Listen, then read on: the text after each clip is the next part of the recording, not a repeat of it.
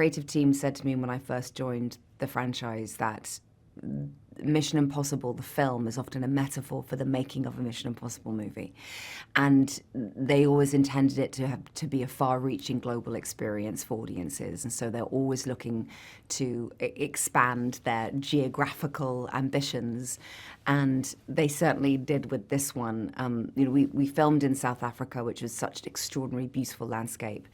But the real, I think, challenge for everyone technically and physically was going to the Arctic.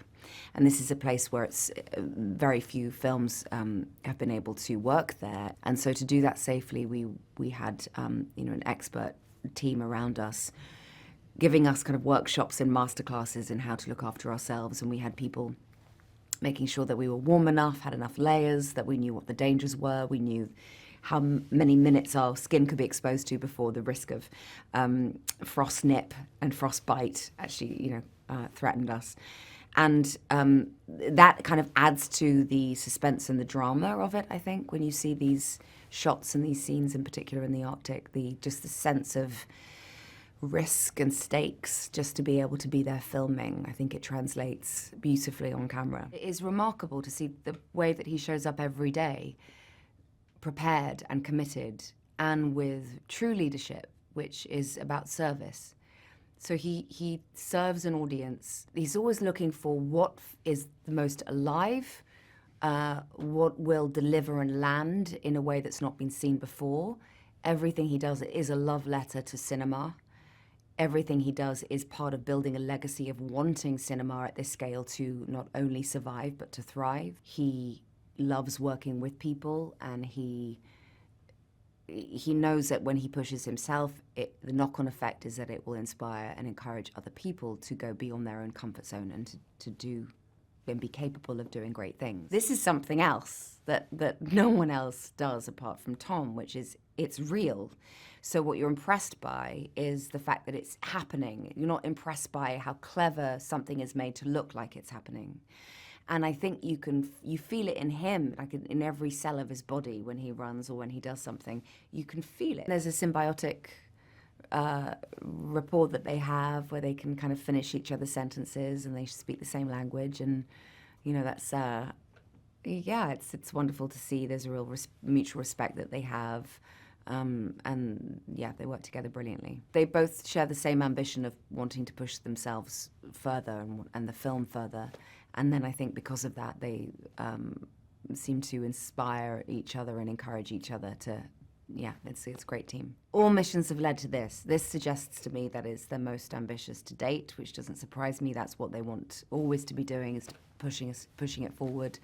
That it's a kind of a great epic theatrical experience for people. What stands out of all the missions? It's Tom. He's the heart and soul of this whole franchise. This is been his passion project now. This is the 8th one, and I think that's the thing that we come to a Mission Impossible film to see what Tom's going to do next. Oh, I love playing Benji. Benji's fun because he's kind of, obviously he started out as being, I guess, he'd often get referred to as the kind of comic relief, which I was slightly blanched at because I feel like there's more to Benji than that, and I think that's become more apparent as the films have gone on. He suffers the same kind of losses and fear and sadness that the other characters do. He just happens to approach life in a certain way. One of the most enjoyable things about being part of this franchise is getting to travel all around the world.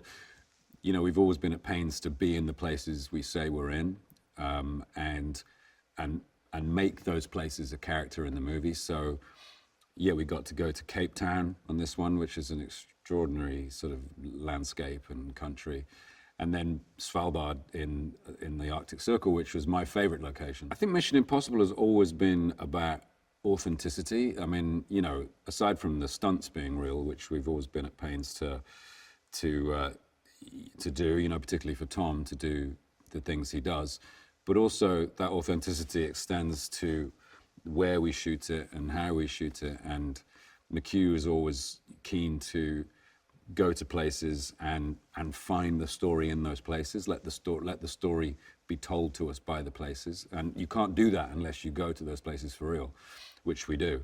So, you know, I've been all over the world with Mission Impossible, and it's been such an adventure for me. Having been on these films for 18 years, if I had Tom was going to jump into the mouth of a cloned T-Rex, I'd probably go, yeah.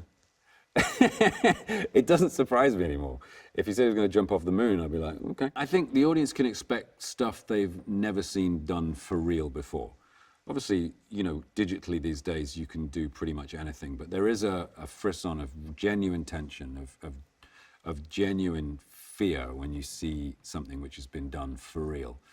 And so everything that you see in this movie is generally speaking, it's done for real. And I think this will be just something that you've never seen in a submarine movie before. It can't be, because it's never been done before. Tom and McHugh, they just get each other, you know, on a very fundamental level. They are two sides of a coin, and make up a formidable team in that respect. McHugh has one of the most keen understandings of this kind of storytelling, and it will be the first to admit to you that he is constantly learning about how to tell these stories. He's such a he's so precise when it comes to telling stories. Like, there's no fat on what he does.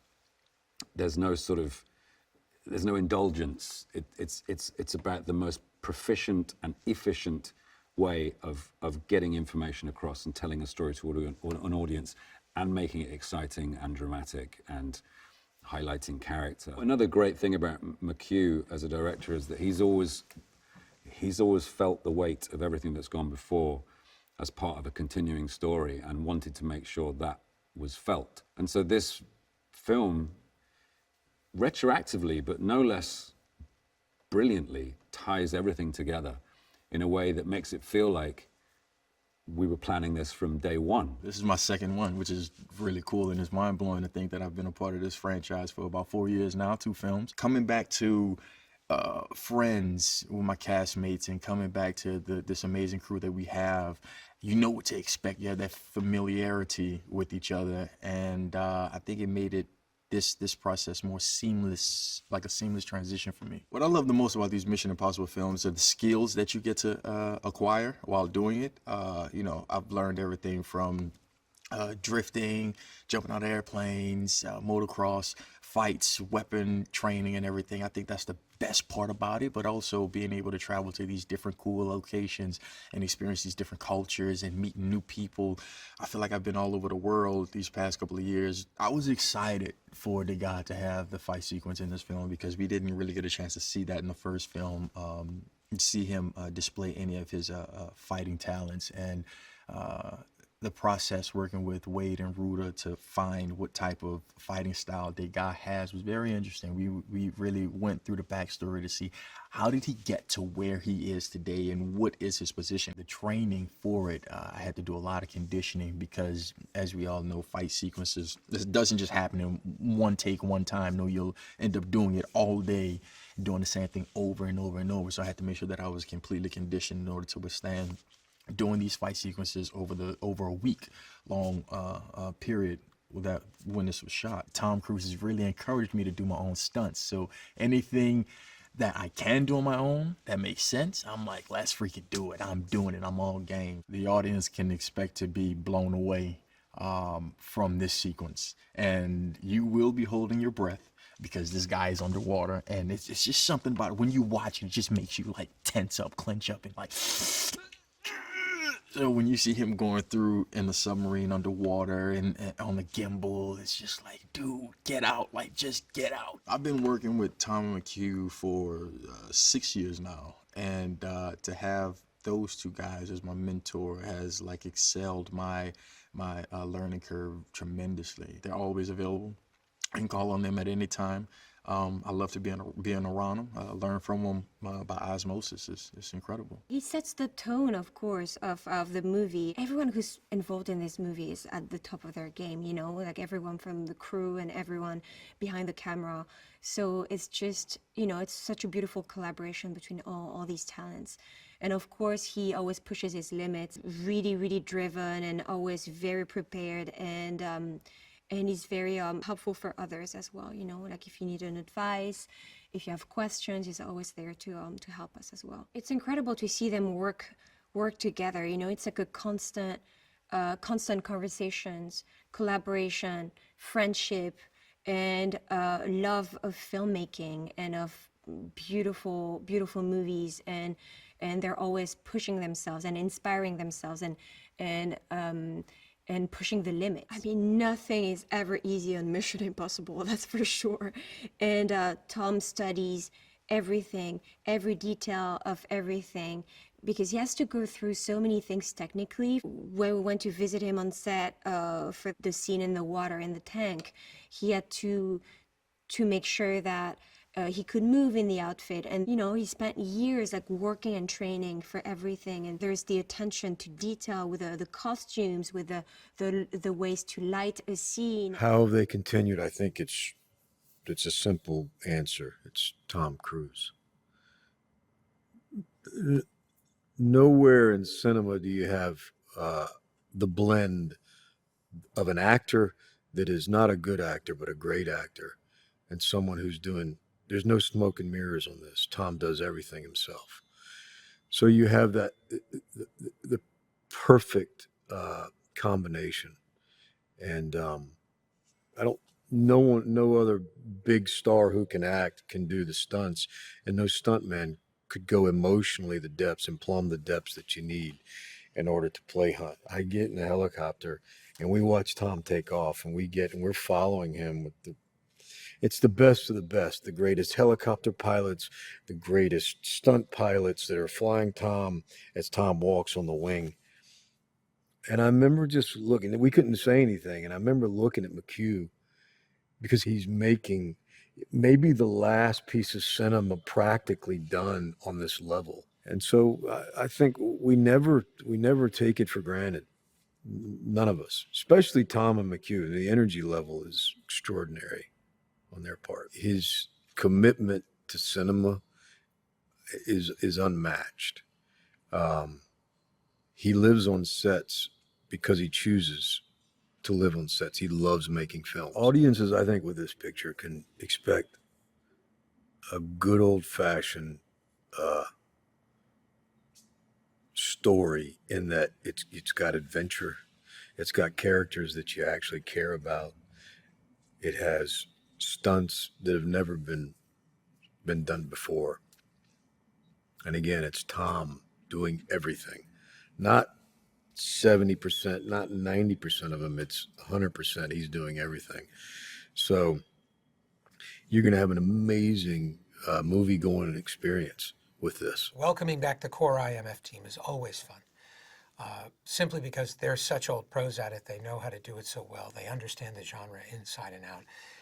Editor Eddie Hamilton and I are constantly referring to Simon Pegg as the genre machine. He understands spy movies so well. He understands comedy and drama and pathos and tragedy and triumph all so well that he's a little bit of our secret weapon. Ving Rhames is the anchorman. You know, he's always been the ballast for the team, and he always brings a certain level of gravitas, and he does so in this movie like never before. Working with Tom, there is no ego. There's no pride of authorship. It's not about anyone's vision. It's all about instinct. It's all about emotion. It's all about serving the audience in whatever way we can and listening to them. We travel all around the world promoting these films, and each time we do, we make sure to stay in at least one of the countries, no matter how pressed for time we are, and sit and watch the movie with the audience. We always say it's not my film, it's not his film, it's everyone's film. We say this when we have supporting artists come and work in the background. We tell them, this is your movie, and you are all part of this, and it wouldn't exist without you. And we very much mean that. We very much mean that it belongs to everyone. It's always about story and character, no matter what. But we always start with some sort of action sequence or some sort of location, a concept for places we want to go, things we want to try as filmmakers, knowing full well that spectacle only matters for a moment. If you're not invested in the characters, if you're not invested in the story, you won't be invested in that sequence. And we know when we're watching it, no matter how much work we put into it. If we're not feeling it, you're not feeling it. And that really is the art of working on a Tom Cruise movie. You have to be thinking about how does the audience feel watching the movie. And that really is Tom's superpower. He is able to be the audience both while he's making the movie and while he's watching it. And at the same time, he's always surprised by the result. At the beginning of every one of these, Tom will say to me, "What do you want to do?" And I'll say, "What do you want to do?" Tom said, "I want to do a wing walking sequence. That's really what I want to do." He said, "What do you want to do?" I said, "I want to do a submarine sequence." I had already planted the seeds for that in Dead Reckoning. And